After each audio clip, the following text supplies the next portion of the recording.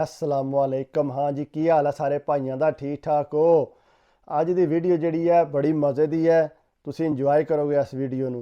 कहते हैं बंदे काली हो तो उत्तों बंदा तवे ते बह जे। यह हिसाब है साढ़े लोगों का। समझ आई? एक जवान आया नवा नवा यूरोप। पता जिसले बंदा नवा नवा पहुँचता ना, दिल करता कि मैं फटफट कोई ब्रीफ केस लभे मैनू रुपये का भर के ना, तो मैं पिछा टोरदा या कोई दरख्त लगे वो ला ला। तो इंज होंदा नहीं है। इतने बड़ी मजदूरी करनी पैंदी है तां जाके बंदा कोई पैसे कमा लैंदा है। वो जवान साढ़े को डेरे ते आया। अगू डेरे ते असीं 4 सां बंदे, ते चवे दे चवे जिहड़ा मिस्त्रियां दा काम करदे सी।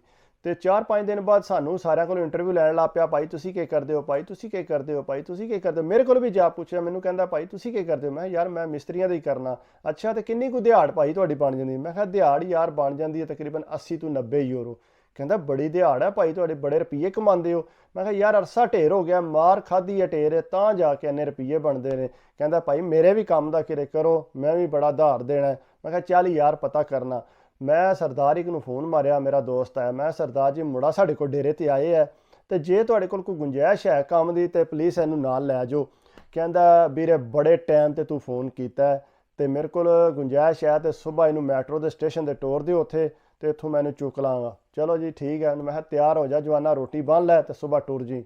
टुर गया जवान काम ते। दिहाड़ी मैं फ़ोन करके पूछया, मैं सुना कैसी गुजर रही है दिहाड़? कहता भाई बड़ी चस आ रही है सरदार होरी, नाले तो गप्पां पे लाते ने तो नाले काम सिखाते पे। मैं कहा अच्छा एड्डी जल्दी काम सिखाण लग पे? कहता नहीं चनाई पे करते सी। तो मैं कहा सरदार जी दिओ मैं भी इट्टां लावां। कहता लै तू ला लै इट्टां। कहता लाइयां ने तो कहते यार बड़ियां सही इट्टां लाइयां, नहीं पता नहीं लगता पा तू लाइयां ने कि मैं लाइयां ने। बड़ा तेरा दिमाग है, तू कामयाब है। क्या 4-5 दिन इस तरह की सूँ। कहता नाल मदद करता रहा, चनाई करता रहा। तो 5वें दिन कहता सरदार ने पलस्तर शुरू कर लिया कंध नूं। जिसने पलस्तर किया ना, मैं क्या सरदार जी दिओ मैं गज़ मारा। कहता जिसले मैं गज़ मारिया ना, तो कहता तू पहला काम तो नहीं करता रहा पाकिस्तान? कहता मैं नहीं सरदार जी मैं तो नहीं काम किया पाकिस्तान। कहता यार पता नहीं लग रहा तू अनाड़ी है कि या कारीगर है, एडा सोहना तू गज़ पिया मारने।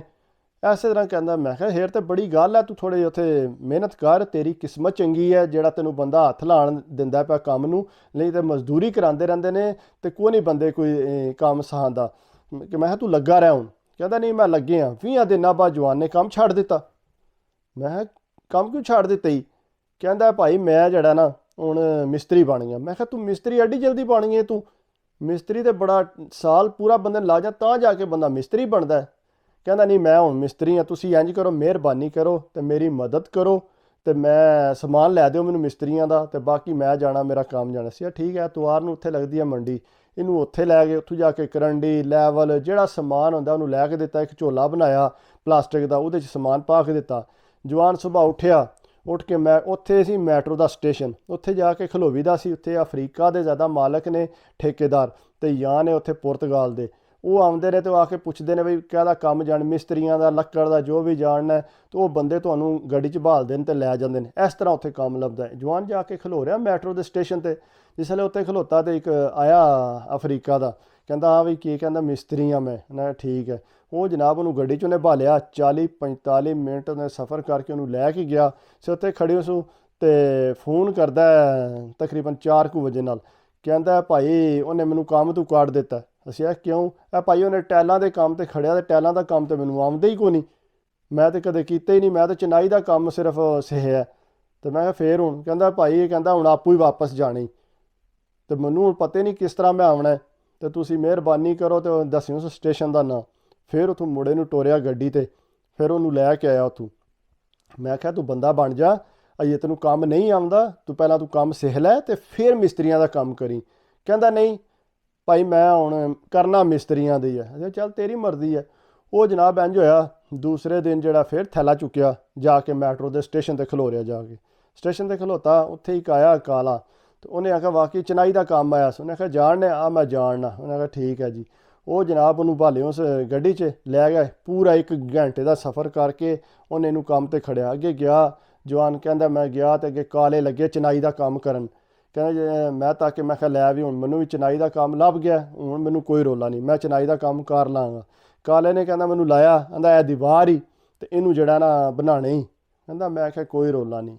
जिसे मैं ना दिहाड़ी नूं फोन किया, मैं सुना हूँ कि सूरत हाल ही? कहता नहीं भाई चनाई का काम है, हूँ कोई नहीं मसला, मैं कर लाँगा। चलो ठीक है। फिर 2 घंटे बाद किया भाई उन्होंने ज़्यादा अद्धी कंध तो मैं चाड़ दी है, ਮੈਂ ਕਿਹਾ ਤੂੰ ਚੰਗਾ ਹੈ ਫਿਰ ਭਾਈ, ਤੈਨੂੰ ਸੌਖਾ ਕੰਮ ਲੱਭ ਗਿਆ, ਛਾ ਗਏ ਸਾਲ ਬਾਅਦ ਜਿਹੜਾ ਸਾਨੂੰ ਕੰਮ ਜਿਹੜਾ ਸਿੱਖਿਆ, ਤੂੰ ਤਾਂ ਫਟੋਫਟ ਹੀ ਸਿੱਖ ਗਏ, ਬੜੀ ਗੱਲ ਹੈ। ਸ਼ਾਮੀ 9-10 ਵੱਜ ਗਏ, ਅਸੀਂ ਕਿਹਾ ਕੰਮ ਚਲੋ ਦੂਰ ਸ਼ਾਇਦ ਲੇਟ ਆਵੇ, ਕੋ ਨਾ ਆਇਆ, ਫੋਨ ਕੀਤਾ, ਫੋਨ ਕੋ ਨਾ ਚੁੱਕੇ। ਫਿਰ ਤਕਰੀਬਨ 11 ਕੁ ਵਜੇ ਨਾਲ ਫੋਨ ਉਹਦਾ ਵੱਜਿਆ, ਸੇ ਚੁੱਕਿਆ ਤਾਂ ਕੋਈ ਕਾਲਾ ਬੋਲਿਆ।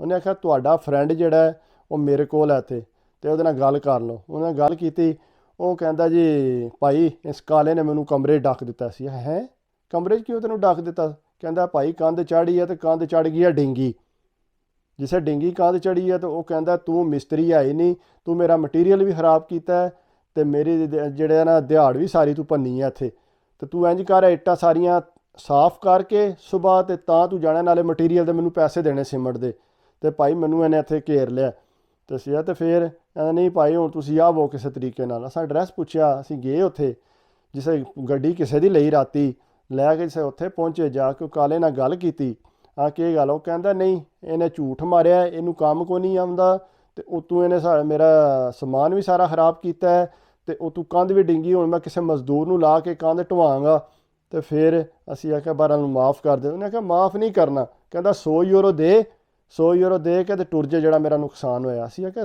100 ਯੂਰੋ ਹੋਣੀ ਤੇ ਕੋਈ ਕਿੱਥੋਂ ਹੈ, ਨਵਾਂ ਆਇਆ ਹੀ ਹੈ। ਉਹਨੇ ਆਖਿਆ ਨਾ ਮੈਂ 100 ਯੂਰੋ ਲੈਣਾ ਹੀ ਲੈਣਾ। ਫਿਰ ਗੱਲ ਮੁੱਕੀ ਕਿ 80 ਯੂਰੋ ਨੇ ਲਏ। 80 ਯੂਰੋ ਲੈ ਕੇ ਅਤੇ ਫਿਰ ਉਹਨੂੰ ਅਸੀਂ ਅੱਧੀ ਰਾਤੀ ਵਾਪਸ ਘਰ ਲੈ ਕੇ ਆਏ। ਜਿਸ ਵੇਲੇ ਘਰ ਲੈ ਕੇ ਆਏ ਹਾਂ, ਮੈਂ ਕਿਹਾ ਹੁਣ ਭਾਈ ਸਮਾਨ ਦਾ ਖਤਾ ਛੱਡ ਦੇ, ਚੁੱਪ ਕਰਕੇ ਮਜ਼ਦੂਰੀ ਕਰ, ਜਿਸੇ ਤੈਨੂੰ ਕੰਮ ਆ ਗਿਆ ਤੂੰ ਫਿਰ ਕਰ ਲਈ। ਕਹਿੰਦਾ ਨਹੀਂ ਭਾਈ ਮੈਂ ਨਾ ਮਜ਼ਦੂਰੀ ਕਰਨੀ ਹੈ ਅਤੇ ਨਾ ਮੈਂ ਮਿਸਤਰੀਆਂ ਦਾ ਕਰਨਾ। ਇਹ ਕਿਉਂ ਭਾਈ? ਨਹੀਂ ਭਾਈ ਇਹ ਕੰਮ ਹੀ ਨਹੀਂ ਚੰਗਾ, ਮੈਂ ਨਹੀਂ ਸਮਝਦਾ ਕਿ ਮੈਨੂੰ ਇਹ ਕੰਮ ਆਵੇ, ਇਸ ਵਾਸਤੇ ਮੈਂ ਇਸ ਹੁਣ ਸ਼ੋਭੇ 'ਚ ਨਹੀਂ ਵੜਨਾ, ਮੈਨੂੰ ਮਿਹਰਬਾਨੀ ਕਰੋ ਕਿਧਰੇ ਹੋਰ।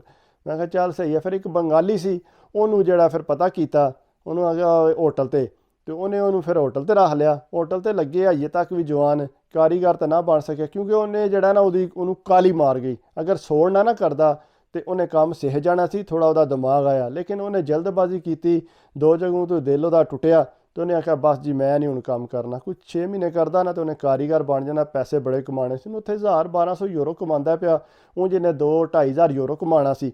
ਲੇਕਿਨ ਇਹ ਹੈ ਕਿ ਇਹਦੀਆਂ ਜਲਦਬਾਜ਼ੀਆਂ ਨੇ ਜਿਹੜਾ ਨਾ ਇਹਨੂੰ ਖੱਜਲ ਕੀਤਾ। ਅਤੇ ਇਸ ਵਾਸਤੇ ਬੰਦਾ ਕਹਿੰਦਾ ਕਾਹਲੀ ਹੋਵੇ ਤਵੇ 'ਤੇ ਨਾ ਪਵੋ, ਸਕੂਨ ਨਾਲ ਕੰਮ ਕਰੋ ਅਤੇ ਬੰਦਾ ਚੰਗਾ ਰਹਿੰਦਾ। ਅਤੇ ਇਸ ਵਾਸਤੇ ਜਿਹੜੀ ਹੈ ਨਾ ਮੇਰੀ ਗੱਲ ਅਗਰ ਤੁਹਾਨੂੰ ਅੱਛੀ ਲੱਗੀ ਹੋਵੇ ਤਾਂ ਤੁਸੀਂ ਪਲੀਜ਼ ਕਮੈਂਟਸ ਕਰਿਆ ਕਰੋ, ਲਾਈਕ ਕਰਿਆ ਕਰੋ, ਦਿਲ ਵੱਧਦਾ। ਅਤੇ ਦੂਸਰਾ ਇਹ ਹੈ ਕਿ ਸਬਸਕ੍ਰਾਈਬ ਕਰੋਗੇ ਤਾਂ ਚਲੋ ਹੌਸਲਾ ਹੋਵੇਗਾ ਹੋਰ। ਅਤੇ ਬਾਕੀ ਕੋਈ ਗਲਤੀ ਹੋਵੇ ਤਾਂ ਮਾफ़ ਕਰਿਓ। ਆਪਣਾ ਖਿਆਲ ਰੱਖਿਓ। ਅੱਲਾ ਹਾਫਿਜ਼।